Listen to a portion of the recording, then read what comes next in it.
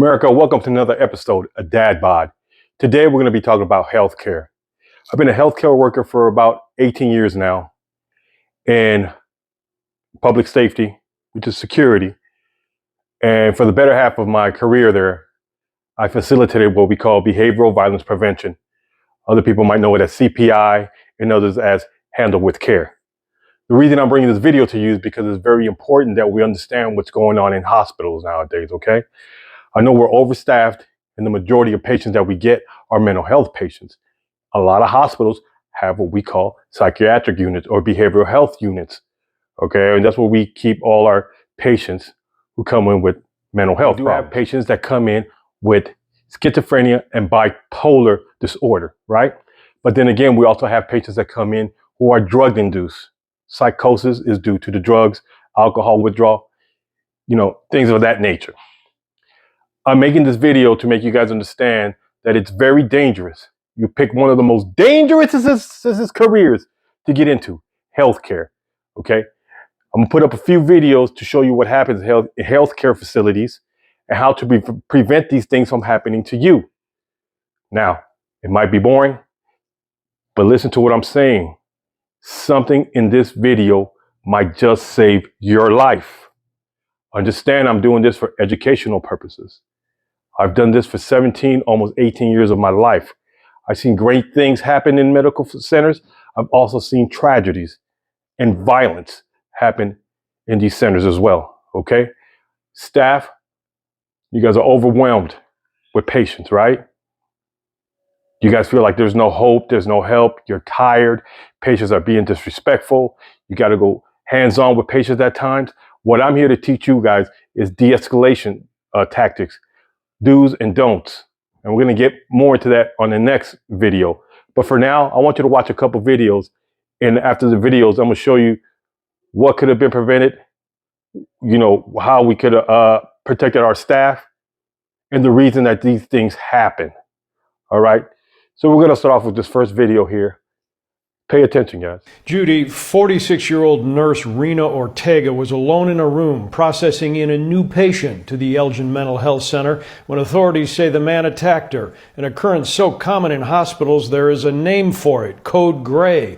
But on July 17th, by the time the Code Gray was sounded summoning help, Nurse Ortega had been beaten nearly to death. That's one of our biggest fears, is that what if something happens? We are solely in the room with the patient alone. That did happen here at the Elgin Mental Health Center nearly 3 weeks ago when authorities say this man, Travis Turner, at 6'3" and 196 pounds, began attacking the petite-sized nurse who was registering him into the system. Rena Ortega was severely beaten with injuries to her face, skull, and upper body, life-threatening injuries according to prosecutors who have now charged 18-year-old Turner with attempted first-degree murder and 2 counts of aggravated battery. We cannot only look at the fact that it's a person at a mental health facility. We have to look at the totality of the circumstances. And for us, especially because she received these injuries that were life-threatening, it was important to us that we bring the charges that fit this crime. Nurse Ortega is still hospitalized with critical wounds. The I-Team has learned that here at the Elgin Mental Health Center facility, just 2 days before the beating attack, this nursing grievance was filed. Paperwork obtained tonight by the I-Team reveals a demand that unsafe conditions due to understaffing cease, and it notes the specific need for 1 extra nurse to be present at all workstations. Somebody's got to listen to us. Somebody has to see us as real people with real lives and families that we want to go back home to. And if we're not able to be safe and kept safe, and walk into your job and know that there is enough security, there is enough nursing staff to protect us. Okay. That there, I think it's a caregiver's worst nightmare to get attacked by a patient. Okay. When you go into the intake room or you're triaging a patient, let someone know that you're going to be in there with the patient. And if possible, always have a second person in there with you. Never go into a patient's room by yourself, or at least let someone else know that you're going into that room. That way they could keep an eye on you, hear out for you, Never go in there by yourself. If you file a grievance, don't just leave it on someone's table and hope that somebody comes across it and does something about it. Stay on it. Stay on that grievance. Talk to your HR. Talk to your CNOs. Talk to your charge nurses. Talk to the house supervisor. Talk to everybody you need to talk to until someone does something about your grievance. Especially if your units are overpopulated by patients and you have 2 and 3 nurses when you know you need 5 and 6. Please don't stay quiet. And this is what I said about my last video. If you know what you're worth and you know there's a problem in your unit or at your job, any career, speak up. And these are the things I'm speaking of. But I can only talk to healthcare workers because if you don't work in healthcare, you don't understand the violence that comes to us every day, the violence we meet with every day. This healthcare career is even more dangerous than being a police officer, a fireman, so forth and so on, because we deal with the patients face to face. We never know when they're going to get agitated, and we don't know what might trigger them. So we have to be on our toes at all times. Okay? So if you ever hear a code gray overhead, you don't walk to a code gray, you run to a code gray. All right? And this is why I teach behavioral violence prevention. So when people do arrive to the code gray, they know how to de-escalate the situation. And then we have to go hands-on. We could go hands-on as a team, not by yourself. Go in there as a team, but you must be proficient at the moves that are being taught in these classes. Don't just go to this class and say, I understand. Because if you're not proficient, you, the patient, or someone else is going to get hurt because of your negligence. Pay attention to what I'm saying to you. Make sure you're proficient. Okay? I have a question for healthcare workers. For the majority of my nursing career, I was an operating room nurse. So this isn't something that I ever really had to think about because all of our patients were asleep. But I was told by some staff members that there's this law in my state stating that if a patient assaults a nurse in the emergency room, then it's a felony.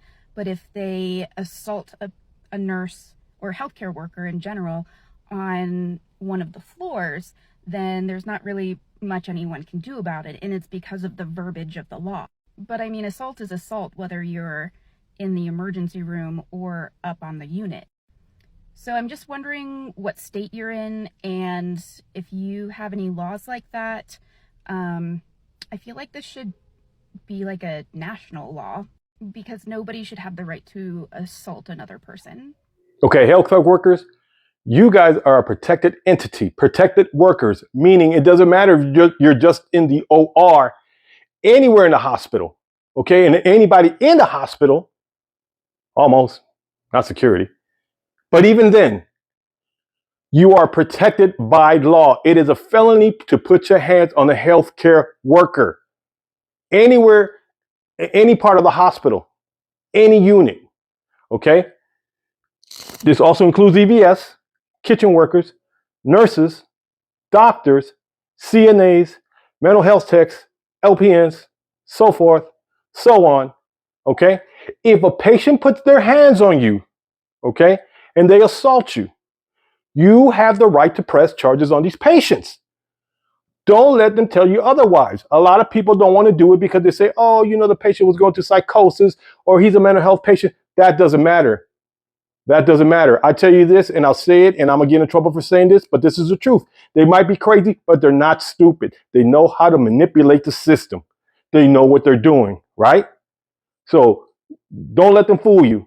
And don't let administration or anybody else tell you that you cannot press charges on these patients because they're on the legal hold, 5150, whatever they call it in your city and your state. Okay? Mental health is mental health. It doesn't mean that you're there to get abused. Press charges on these people. A lot of doctors don't want to get them off their legal hold, which is okay. You still press charges.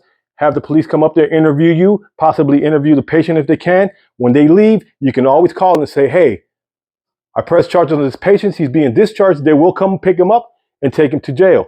If not, a case will be built against them. So I understand it's frustrating, but eventually they will go to jail.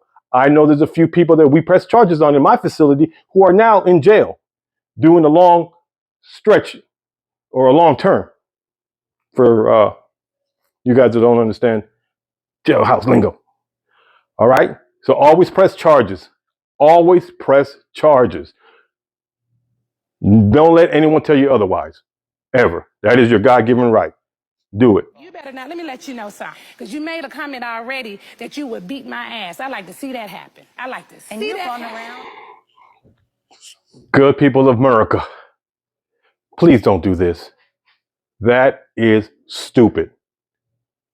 When you're dealing with a patient, a violent patient, whether he's verbally or physically violent, you don't want to antagonize the patient and say, I heard you said you're going to beat my ass. I want to see that happen, because you're going to get your ass beat. You might be verbally strong and you might think that that's going to de-escalate them and scare them. No, it's not. You're going to antagonize them. They're going to get up and they're going to whoop your ass up and down that hospital, especially if you don't have any skills to defend yourself. Don't ever antagonize a patient. A patient says to me, you're going to whoop my ass. I said, maybe you can, maybe you can't. I'm not here to find that out. What I'm trying to do is help you out. What can I do to help you? Why are you upset? I need to figure out the core of his anger and why he's mad, and I try to de-escalate that. I'm not going to say to you that it's going to work 100%, but at least you can start a dialogue with that patient, find out what's what. Some people you can help, others you can't. But one thing I wouldn't do, and I would not recommend for you to do, is antagonize the patient even more. America, listen to what I'm saying. That is a no-no, and you're for sure going to get hurt. In most facilities, we have video and audio, and if someone hears you say that and you get hurt, you're going to get fired for antagonizing the patient. Believe you me, you're going to get hurt and you're going to get fired. So never, ever antagonize a patient, and that is a no-no in my book. Like, let me tell y'all how messed up nursing is. Like today, 6 o'clock in the morning, I got attacked by a patient, like real life attacked by a patient. Like, he came out the room, just pop, pop, pop on me, like my whole face. And I don't know if you really can even tell because how this lightning is swallowed or whatever like that. Jaw hurt and all that. So of course I had to defend myself because the male nurses, one was right across the room, took his time, didn't even come in the room to help me. We yelling down the hallway, patients coming out the room looking, and they walk into the goddamn room where I'm at, bruh. And then on top of that, to add insult to injury, security come up there, walk into the room at this point in time. Like, if I was unable to defend myself for real, I could have been gone. Like, and that's the thing. And then they come into the room. You ain't ask me if I'm good. Y'all ask the patient, is he good? What? Cause like, for real, like, y'all my co-workers. I get it, you gotta check on the patient, but at this point, I got him against the wall, like this restrained, got his hands and stuff pinned down. You know what I'm saying? He a little bit bigger than me, whatever, but I be got dog up finna let a patient take me out.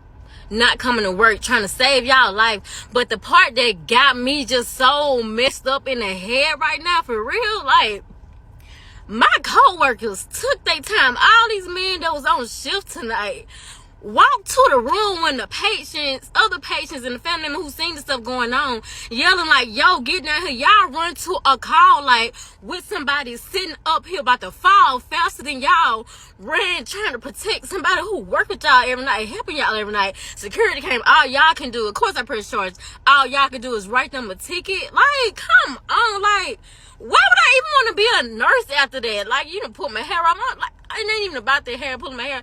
But it's just the fact of the matter. For me, it's just the fact of the matter that nurses are so under fucking protected. We bear all the responsibilities. When the doctor's fucked up, that's on us. And the whole time, the killing part, this man had a PRN medication that he could have got. It wasn't even my patient, but he had a PRN medication that he could have got that another nurse didn't even give. He been agitated the whole freaking night. And so it's just like, for y'all to be reactive instead of proactive, like, what kind of bullshit is that? And then at the end of all the fucking incidents, everybody talking about something, oh man, that's wild, you good though? Yeah, you look like you good. Like, what the fuck? Like, that shit is emotionally I cannot even tell you, like, it make you hate this field. I work with y'all 4 days a week minimum, and y'all walked to the room where this man is straight up attacking me, and y'all know these mental patients be cockstrong. Like, y'all fucking walked. I could have been gone. This is really hard to hear, because if there's a coworker there getting into it with a patient, all right, first of all, let me tell you something. Again, don't go in the room by yourself. Let somebody know you're going into the room, right? And if someone puts their hands on you, you need to yell for help. Tell the patient to step back, step back. Once the patient doesn't understand that, you need to yell for help. Now, I know she was caught off guard. You can still yell for help. Yell for help. Now, if I'm on the floor there with you and I hear you yell for help, I'm running. Because if I was in that predicament, I would want somebody to come run and assist me. Okay? Now, so the co-workers that were walking, you should be ashamed of yourself. You really should, especially the males. You should really be ashamed of yourself. Who am I to tell you this? I tell you what, I'm a nobody. But if I work with you and you walk, me and you are going to have words. I would never walk to save your life. I'm running top speed. I am going to be there to help you resolve the issue, to make sure you go home the same way you came in. Guarantee you that. I'm not saying I'm the baddest man on the planet, but I'm one of them. I guarantee you that too. Now, she said something that really pisses me off. If a patient has medication on board, right? And you see the patient getting agitated, give the patient the medication. Give it to him. Let's prevent an episode from happening. Now, let me tell you what's going to happen. The patient's agitated. You, because you want to impose your will on the patient and think, oh, I'll give it to him when I'm ready to give it to him.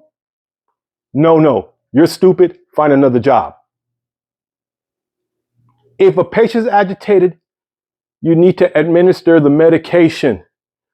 Let me tell you why. Because if that patient becomes combative and does what he does to that young lady, grabs her, punches her, starts physically attacking her, and I come in with the rest of my team, we're going to take that patient down. When we take that patient down, we're going to restrain the patient. After we restrain the patient, guess what you're going to do, nurse?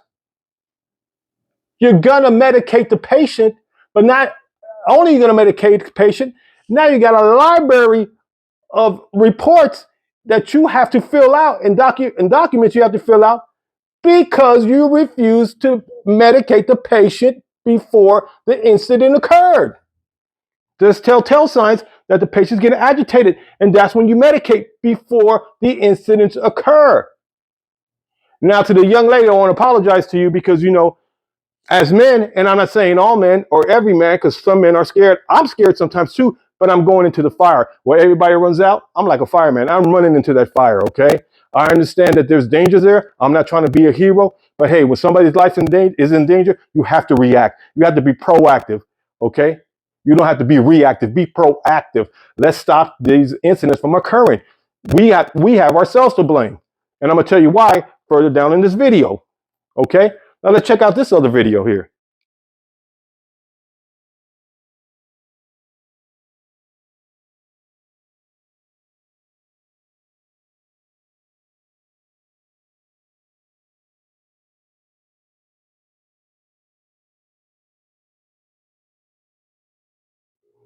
This is the reality of working in a healthcare environment, career, whatever. In healthcare, you're going to get hurt. I'm telling you, it's one of the most dangerous jobs or career that you can ever get. You have to be on your toes. We should not have to go through these episodes of violence, of getting hurt, having black eyes, getting bitten, getting punched in the face, getting choked out, getting feces thrown on us, spit on us, urine on us. We shouldn't have to go through all that, but we do. And this is why you have to be careful. Take the classes that your facility provides for you, whether they're CPI, handle with care, behavioral violence prevention, anything that's going to help you protect yourself and keep you from getting hurt. Take the classes, pay attention, be proficient at the moves. Practice, practice, practice, practice. Practice does not make perfect, it makes permanent. The way you practice is the way you're going to react on the floor. If you don't practice, you're going to get your ass whooped. We're not doing this at work. We're doing this, spirit hands. Why? Because this means that you're the aggressor. This means, hey, I'm trying to stop the attack. Stop, help, help, help. Protect all your vital signs. And if you're afraid to fight, cover up. At least you have a chance to get out of there alive. Okay? Don't let this happen to you. This is a reality when it comes to healthcare. Pay attention, guys. Keep your head on the swivel, as they say. Who says? Somebody says that. Somewhere in America, somebody says that. All right. On to the next. Nurses and other medical professionals are assaulted by patients at staggering rates. Unfortunately, the stethoscope can be used to strangle the caretaker. So here's how to defend against it.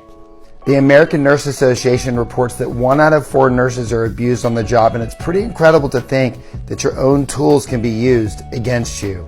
Most importantly, avoid wearing the stethoscope around your neck unless ready to use.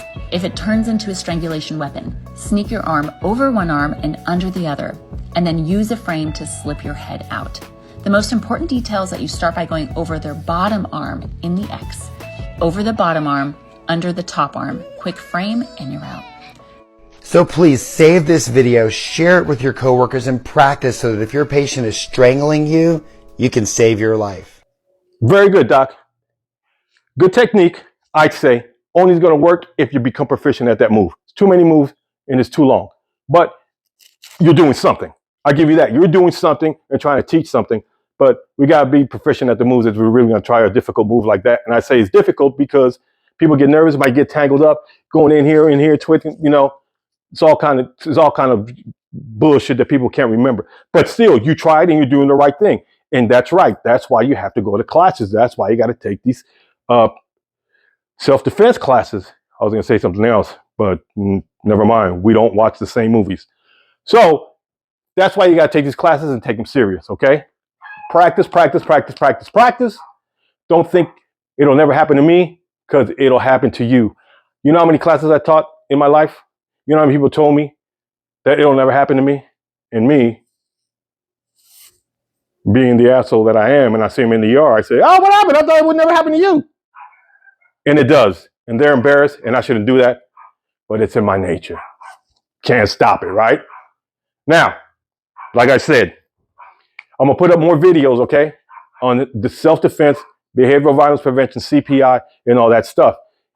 Maybe they teach this in your facility. Maybe they won't. But I guarantee you one thing. You'll never get in trouble.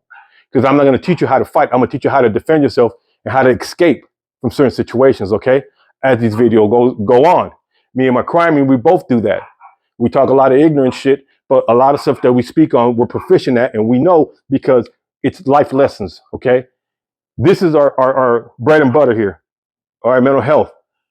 But any other topic we speak of, we're experienced at it. Why a man should never get involved with a woman who has kids, so forth, so on. We're just going to give you knowledge, but that's not what this is about, okay? Just letting you know we're trying to help you guys out. Now, on to the next video. This is pretty funny. It's pretty funny to me, but hey, we might, like I said, maybe we don't watch the same kind of movies. Here we go. At Centennial Hospital attacks a nurse with a metal object, leaving that nurse with 3 stitches in his face. It started when Metro Police were called to the hospital to transport this patient to a cold weather shelter. Arrest records say the patient did not want to wake up when officers arrived. A nurse later came out running, saying one of their coworkers had been assaulted. Police found that man, the patient, lying on the floor, the nurse standing next to him with blood running down his face.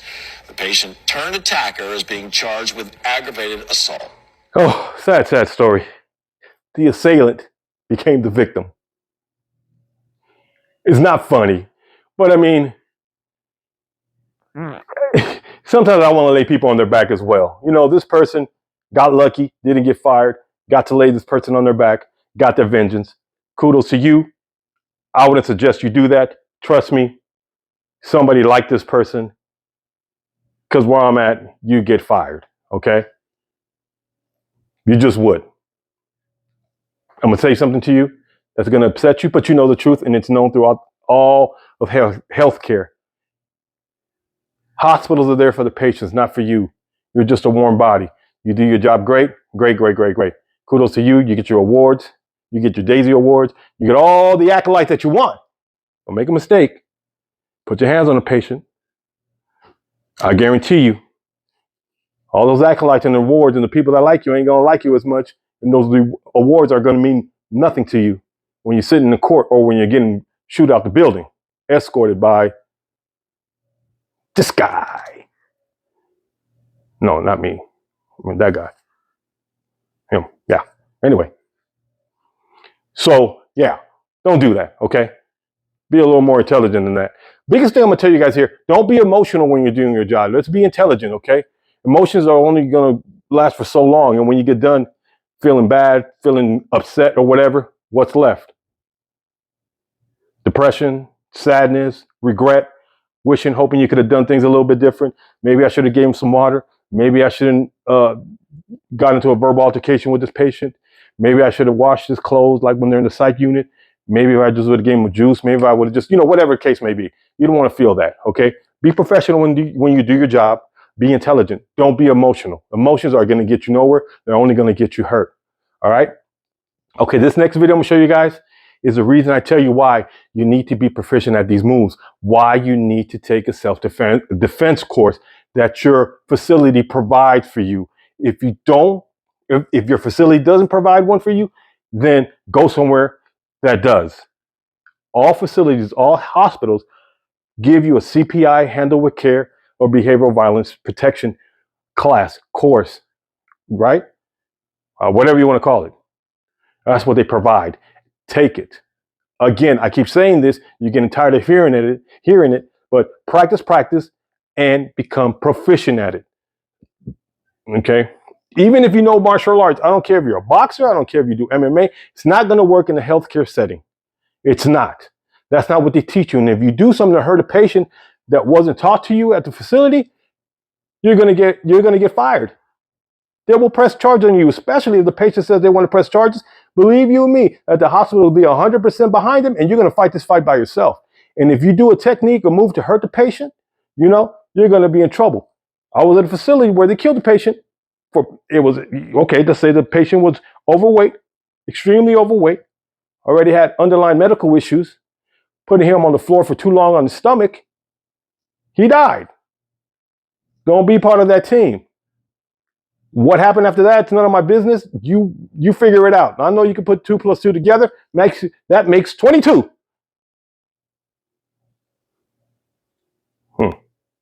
Check this out.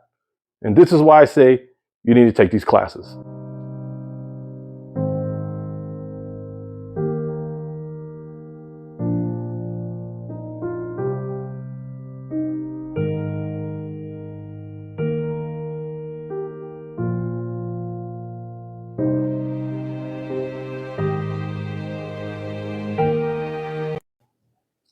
Well, America, that's it for today.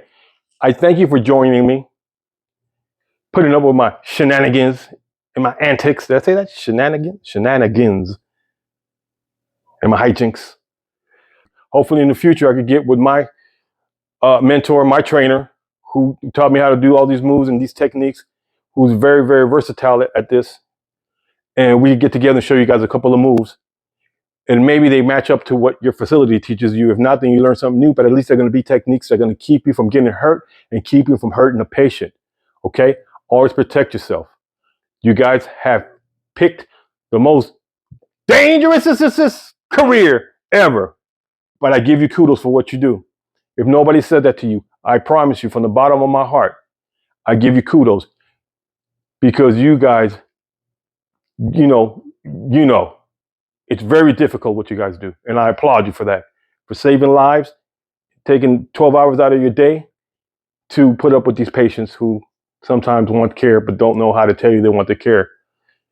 Putting up with the violence, putting up with all the bastards that goes there, that comes with being a healthcare worker, all right? So take heed to what I said to you guys. If you have to go back and rewind the video a few times, do that because of my speech impediment or because maybe I said something you didn't understand. In America, stay up now. All right then.